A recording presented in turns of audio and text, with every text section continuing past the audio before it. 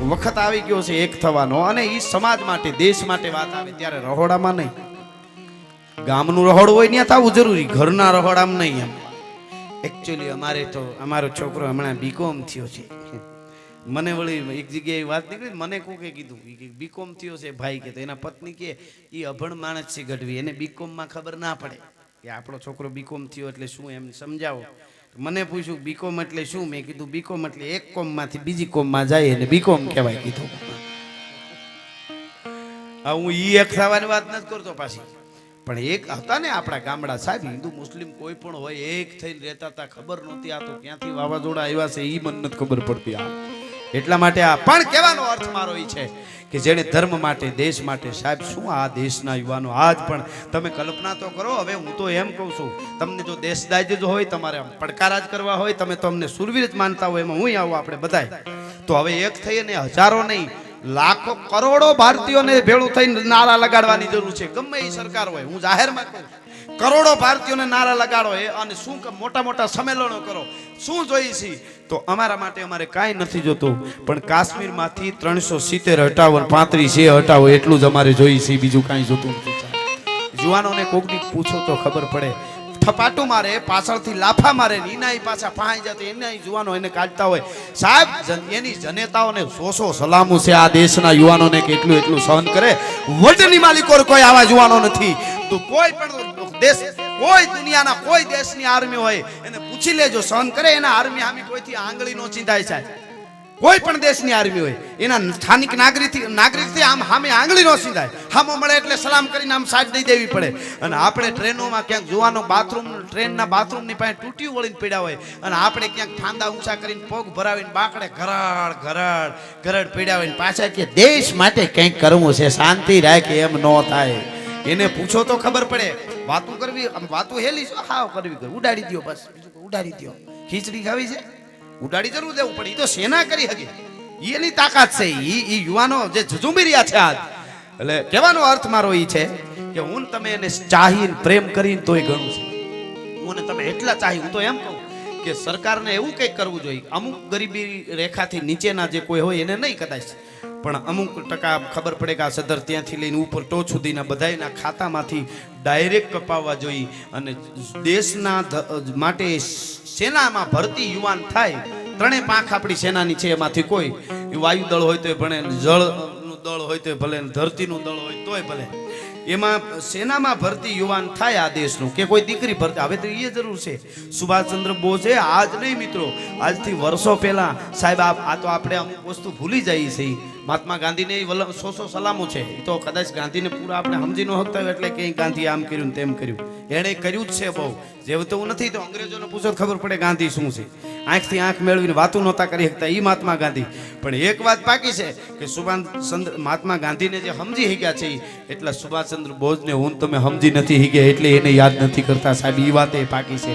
સાહેબ એ વખતમાં ભારતની બહાર, ઇન્ડિયાની બહાર, દેશની બહાર, હિન્દુસ્તાનની બહાર 1 લાખની ફૌજી માણસે તૈયાર કરી હતી. વખત જાદો નહોતો હવે આઝાદી મળવામાં, તો અંગ્રેજો વયા ગયા. અને સાહેબ એમાં રાણી લક્ષ્મીબાઈની એક નામની એક સેના આખી તૈયાર કરી હતી, નારી સેના.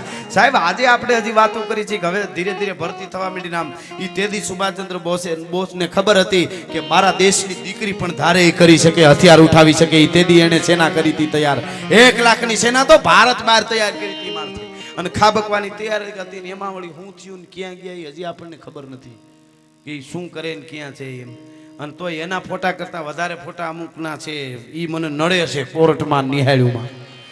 મારે કોઈ યારે હું પાર્ટી બધી હરક્યો પાછી અવળી નોંધ ન લેતા, પણ જે સાચું છે એ ન કહું તો મને પીડા ઉપડે છે. એટલે વળી અંદર કોક ધક્કા મારે છે એટલા માટે હું કહું છું. બહુ અમુકે નુકસાન કર્યું છે. એટલે હું કહું છું કે 370 જે છે, થોડી વાત આ હું લઉં છું. મને આ બધી હમણાં એક માહોલ ચાલી રહ્યો એટલે 370 છે ને એ કેટલું નડે છે એ તો યુવાનોને ખબર, પૂછો તો ખબર પડે.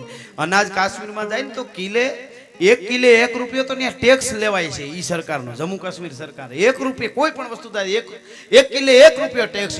કેટલો બધો ઈ સરકારને ટેક્સ મળે જમ્મુ કાશ્મીર સરકારને. એ બધો આમ જનતાને વાપરવા એનામાં હુંઘું હાવ. અહીંયા 120 નો 10 ને 20 નો કિલો ચોખા મળે ને, એ ચોખાની 5 ને 10 રૂપિયા મળે. બોલો હવે નવરી ના હોય ઈ તો પથ્થરબાજી કરે કે બીજું કાંઈ કરે, સીધી જ વાત છે ને ઈ જ કરે ને, હાવ બધું ઊંઘું મળે એમને. આ તો સીધી વાત છે ને સાહેબ. ગુણવંત શાહનું એક બહુ સરસ વાક્ય છે, મને ગમે છે કે નવરો માણસ છે ને હરતો ફરતો બોમ્બ છે, અને આપ જાણો છો શું કરે છે. એટલે કહેવાનો અર્થ મારો એ છે કે આપણે એના માટે મહેનત કરવી. પાકિસ્તાન ઉડાડવાળા છે આપણી સેના, એ ઉડાડી દેશે, પણ આપણે નારા લગાડવા જોઈએ, આપણે જોશ ભરવો જોઈએ ને. હું તમે આ હિન્દુસ્તાન જિંદાબાદ ને પાકિસ્તાન મુર્દાબાદ કેવું જ જોઈએ આપણે, કારણ કે એ એક વાઇબ્રેશન ઊભા કરવાના છે એ પ્રકારના કે આખા દેશને કંઈક દાય. એટલે અને આખો દેશ અત્યારે તૈયાર છે. હું તો મુસલમાન ભાઈઓ અમુક છે એમને અભિનંદન આપું છું, અને ખૂબ કે આવી રીતે ભારત કાયમીના માટે રહે ને તો વર્લ્ડમાં ભારતનો કોઈ જોટો નથી. બધા એક થઈને આવી રીતે જ કાયમના માટે નારા નગાડજો. દેશ માટેની વાત આવી અને બધા એક થયા, પોતા માટે નહીં. પોતા માટે હક કરવા તો ઘણા બધા મારો હક મને મળી જાય, હક કોઈનો છે જ નહીં, હક દેશના યુવાનોને છે. એટલે વાત તમને એ કરતો હતો કે અમુક ટકામાંથી બધાયના ખાતામાંથી ભલે કપાઈ જાય, અમુક ટકા જેનો જેવડો કમાય, પણ ભારતની સેનામાં કોઈ યુવાન ભરતી થઈ ગયો ને એટલે પછી એના આખા પરિવારની જવાબદારી આજીવન સરકારની હોવી જોઈએ. આવું કંઈક થાય ને તો કેટલા યુવાનોનો ઉત્સાહ થાય કે હું ભરતી થઈ જાઉં દેશના સામે. કોઈ માં ખવડી કરે તો એના ભૂકા કાઢી નાખું, આ જરૂરી છે. બાકી ક્રિકેટમાં જીતી જાય ને કરોડો રૂપિયાના ઇનામ મળી જાય, કંપનીઓ આપે, સરકાર, આ બધું થાય. અને એવી જ રીતે ભારતની આન બાન ને શાન હાચવીને શહીદ થઈ જાય, અમુક ટકા રકમ મળી જાય, થોડાક દી આપણે એને શ્રદ્ધાંજલિ દઈ, પછી એના પરિવારનો કોઈ ભાવ નથી પૂછતું ને એટલે ધરતીમાં આંચકા આવે છે મિત્રો. એટલે આપણે મને તમારે હવે સમજવું જોશે કયા કયા યુવાનોની વાતો કરવી. સાહેબ, प्रसूता की वेदना को सफल ही खरीदे, शीघ्र ठंडा कर माँ का पेट डंका बजवा दे तू, मर मिट जाना कहलाना मर्दाना पूत, किंतु नहीं कायरता रंच दिखलाना तू, पाछा पाँव देके कुंख माखी ना लजाना लेस, बैरिन के बीच विजयी झंडा फरका दे तू, अरे कर्म हाहाकार शत्रु सैन में महान हो, ऐसा घमसान बेटा रण में मचवा दे तू. એટલે સેનાની જ્યારે વાત આવે ત્યારે જાણે આપણા ઉપર કંઈક કરે છે, આપણું બધું કોક લૂંટી જતું હોય એટલું હોય હું લાગે, એટલા નારા આપણે લગાડીને એટલે આપણે ભારત સામે કોઈ થઈ શકવાનું. અત્યારે ભૂંડાયું છે આપણા જુવાનો, જમ્મુ કાશ્મીરમાં જ નહીં, છત્તીસગઢમાં ક્યાં ત્યાં આખા કેમ્પ ઉડાડી દે છે નક્સલવાદીઓને, ઉગ્રવાદીઓને, માઓવાદીઓને, આતંકવાદીઓને. આ તો બધે જ આવું બને છે. હવે ન્યાય એ ક્યાં છે? આસામમાં ક્યાં 370 છે? એટલે આ બહુ સમજવા જેવી વાત છે. કહેવાનો અર્થ મારો એ છે, મોટાની ભૂલું નડે બહુ. નાનો માણસ ભૂલ કરે ને, સ્કૂટર ભૂલું પડે બીજી ગલીમાં જાય, 4 વ્હીલ ભૂલું પડે બહુ બીજે ગામડે જાય, પણ પ્લેન ભૂલું પડે બીજા દેશમાં જાય. મોટાઓને બહુ ધ્યાન રાખવી જોઈએ પહેલેથી. નુકસાનો યુગો સુધી નડે છે, વર્ષો સુધી નહીં. આ ઘણાને અમે ઘણી વાર વાત કરી, મંદિરમાં, ગૌશાળામાં, આવા કોઈ પણ કાર્યમાં, ધર્મના કાર્યમાં દાખલા તરીકે તમે આપજો તો ભગવાન તમને આપશે. તમે આપશો તો તમને ભગવાન આપશે. આવી અમે વાત કરીએ ને એટલે ઘણા શું કે ભાઈ ભગવાનને અમે આ ધર્માદામાં આપીએ ને પછી ભગવાન અમને આપે ને, એના કરતાં ભગવાન જ ડાયરેક્ટ લઈ લે, શું વાંધો? આવા તર્ક કરવાવાળા ઘણા હવે ભટકાય છો. 21મી સદીમાં અમારે બહુ સજાગ રહેવું પડે. અમને પ્રશ્નો જેને કરતા હોય એને કરે, બાકી તો આડેધડ જેને જીકવ્યું છે એને કાંઈ કોઈ પૂછવાનું છે જ નહીં. કઈ વાત ક્યાં જતી હોય, ક્યાંથી લઈને ક્યાં, એનો કોઈ અર્થ નથી. પણ અમને ઘણા પૂછે કે તમે એમ કહો કે ભાઈ આ ધર્મ માટે આપો તો ભગવાન આપે, એનું શું કે આપવું ને પાછું લેવું. પછી હું હાવ નાનકડો દાખલો એક આપું છું અને આપને એમ લાગે કે ના બરાબર તો જ કહેજો. દાદા હોય, દાદા બજારમાં હેલ્યા આવતા હોય, કોઈ વૃદ્ધ બાપા બજારમાં આવતા અને એને એમ થાય દુકાનેથી 5-7 ચોકલેટ દીકરી હાટું લઈ જાઓ. નાના બાળક સાટું દીકરાના છોકરાઓ માટે ચોકલેટ લેતો જાઓ. દાદા 5-7 ચોકલેટ લઈને પોતાના બંડીના ખીચામાં નાખે, ઘરે આવી અને સોફા ઉપર બેસે દાદા, અને પછી ઓલું ઢીંગલી કે છોકરો કે દીકરાનું છોકરું રમતું હોય, દાખલા તરીકે દીકરો છે કે દીકરી છે, એ દીકરીના હાથમાં, ઢીંગલીના દીકરીના હાથમાં દાદો 3-4 ચોકલેટ આપે ને એમ કે હાલે બેટા હું તારા માટે ચોકલેટ લઈ આવ્યો. એટલે છોકરું રાજી થઈ જાય, બહુ રાજી થાય, ઢીંગલી દીકરી રાજી થઈ જાય, અને દીકરી લઈને પોતાની પાસે હાથમાં ચોકલેટ લઈ અને જાય અને રમવા માંડે.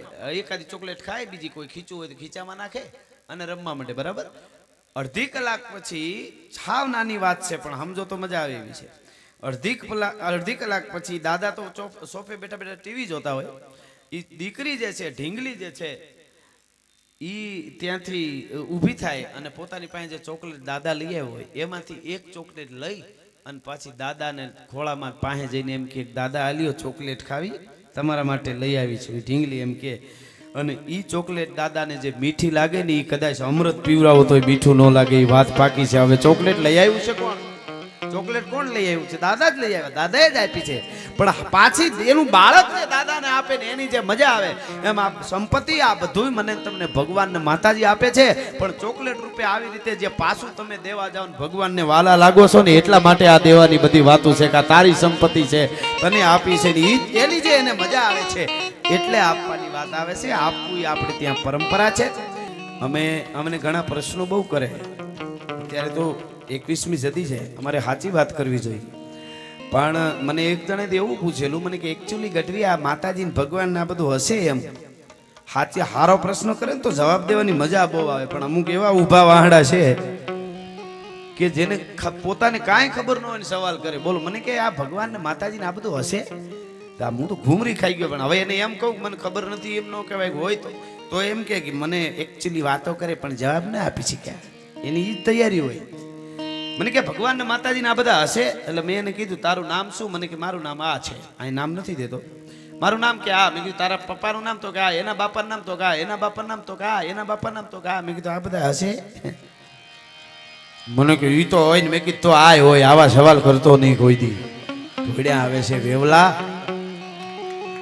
પણ જેને સારું જીવવું છે દેશ માટે ધર્મ માટે, જેને કાંઈ નથી કરવું વાતો જો અત્યારે આ બની ને આ ઘટના આપણા દેશના યુવાનો, હવે એને આપણે શિખામણ આપી વાતમાં માલ નહીં. એ તો એને ખબર હોય કેવી રીતે ઝઝુમી રહ્યા છે. ક્યાંક જંગલોમાં, ક્યાંક પહાડોમાં, ક્યાંક જનાવરની વચ્ચે, ક્યાંક રેગિસ્તાનમાં, ક્યાંક બરફમાં રાજનીતિ મારા દેશના યુવાનો ઝઝુમી રહ્યા છે કે ગમે એમ થઈ જાય, બોટી થઈ જશું, ખપી જશું, પણ મારા ભારતની સામે કોઈ આંખ બગાડે અને ડોળા બહાર નો કાઢી લે તો ભારતના યુવાનોને કહેવાય, સૈનિકો નો કહેવાય, આર્મી નો કહેવાય, ભલા માણસ ઈ ઝઝુમી રહ્યા છે. અને એને ઘણા ગામડામાં ગોદડામાં પીડ્યા શિયાળામાં બહાર હાથ નો નીકળે ત્યાં પીડ્યા પાકિસ્તાન ને કાપી નાખ્યું છે, ખીચડી થોડી ખાવી છે, હુઈ જાની જાનો મનો. જે કરે છે આ યુવાનો બધા મહેનત કરે છે શહીદો માટે, એટલા બધા આપે છે. એટલે ઘણું કરવું પડે, કાયદા જાણવા આપણે બધું. હાવ એમને બધું હાવ વાતું. એટલે મારો પણ કહેવાનો અર્થ એ છે, હજી આપણે નહીં સમજી તો બહુ વાર લાગી જશે. એટલે મારા પ્રોગ્રામમાં જાહેરમાં કહું છું, દરેક વર્ણ જે જ્ઞાતિમાં જન્મ્યા એનો ગૌરવ જરૂર હોવો જોઈએ. આપણે ત્યાં સોગંદ ખવાતા તો તમારું કામ ન કરું તો રાજપૂત નહીં, તમારું કામ ન કરું તો પટેલ નહીં, તમારું કામ ન કરું તો હું કોળી નહીં, તમારું કામ ન કરું તો સાધુ નહીં, બ્રાહ્મણ નહીં, હુતાર નહીં, કુંભાર નહીં, લુવાર નહીં, ચારણ નહીં, જે માલધારી નહીં, રબારી નહીં, ભરવાડ નહીં, જે જ્ઞાતિમાં જન્મ્યા એનું ગૌરવ હતું. એટલે પોતાના જ્ઞાતિનું લઈને હમ ખાતા હતા. તમારું કામ ન કરું તો આ નહીં. જ્ઞાતિ ગૌરવ જરૂર હોવું જોઈએ મિત્રો, પણ સાચું જ્ઞાતિ ગૌરવ એને કહેવાય કે એક જ્ઞાતિનો યુવાન અવાજ કરે અને 18 વર્ણ એની હારે ઉભા રહીએ ને, આને જ્ઞાતિ ગૌરવ કહેવાય. નોખા વાડા પાડે એને નહીં. એક જ જ્ઞાતિની ધજાઓ લઈને નીકળી જાય ને એને ભારતમાં ઈ વિખવાની કોશિશ કરે છે. સાહેબ હજી વાર લાગી જાય બહુ. દરેક જ્ઞાતિ અહીંયા પ્રેમથી રહેતા હતા સાહેબ, હોને જે મળ્યું હોય. પણ એક વાત પક્ષપાત નો માનતા, જે મેં વાંચ્યું છે જાણ્યું છે ને આપ પણ જાણો છો, એ વાત કરું છું કે આ દેશનો ક્ષત્રિય જ્યારે ધીંગાણાનો ઢોલ વાગ્યો, તમે 5000 વર્ષ સુધીનો ઇતિહાસ તપાસી લેજો. એક ક્ષત્રિયને ધીંગાણાનો ઢોલ વાગ્યો અને માથું દેવા માટે ઘરેથી નીકળી ગયો અને પછી કોકે કીધું કે તમે જેના માટે મરવા જાવ એ ક્ષત્રિય નથી તો કોક બીજા છે, એટલે પછી ઘોડો પાછો વાળી લીધો. એવું આખા 5000 ના ઇતિહાસ, 5000 વર્ષના ઇતિહાસમાં ક્યાંય બન્યું હોય તો મને દેખાડજો, તો રાજપૂતોની વાતો કરવાનું બંધ કરી દઉં સાહેબ. જો એ પાછો વળી ગયો. હું મરવા માટે જાઉં છું કે જ્ઞાતિ બીજી છે કે મારે જ્ઞાતિ હારે લેવા દેવા ન હોય. વાર કરજો ધણી કોઈ હોતો ધણી, પ્રજાના સૂર નો થાય ભેટો, પછી કાળજા વેરતો હાથ જ્યાં સાંભળે કેમ બેહી રહે ક્ષત્રિય બેઠો.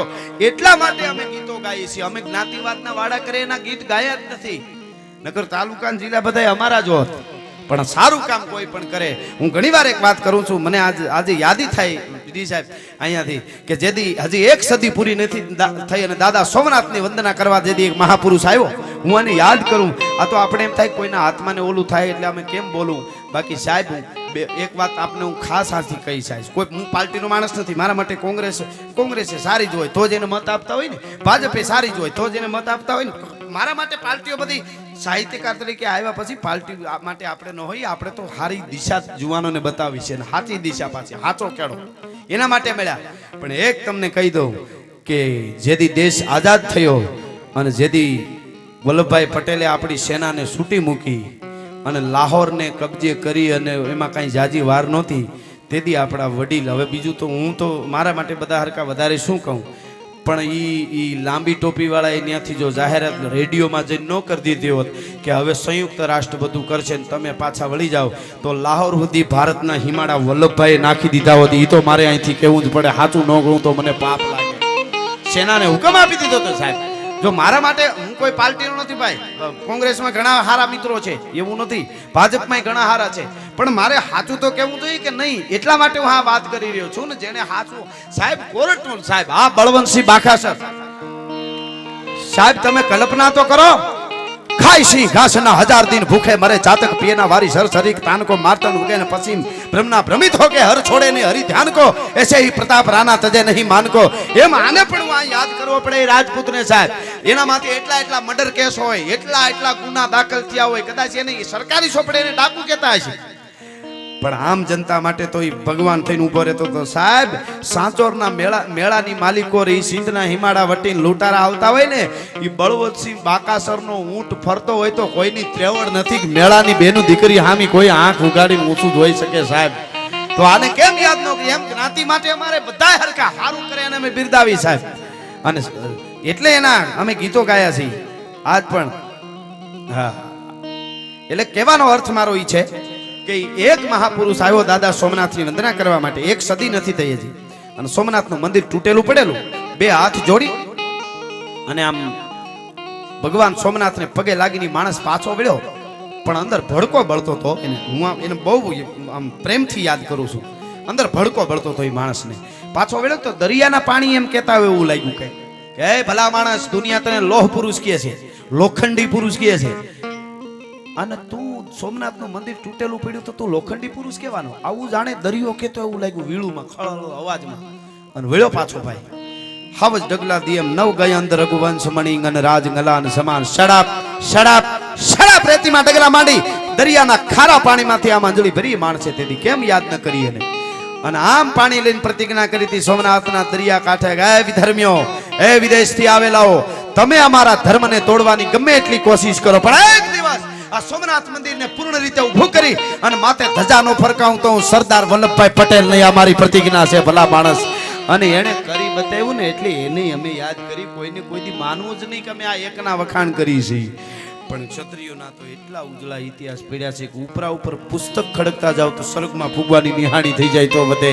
રાયતુની રાયતું વાતો કરો, દિવસોની દિવસો તોય પૂરું ન થાય. એટલે અમે આ ગીતો ગાઈએ છીએ. જ્ઞાતિવાદ માટે કોઈ દિવસ હોય જ નહીં, તો તોડવાની વાત આવે.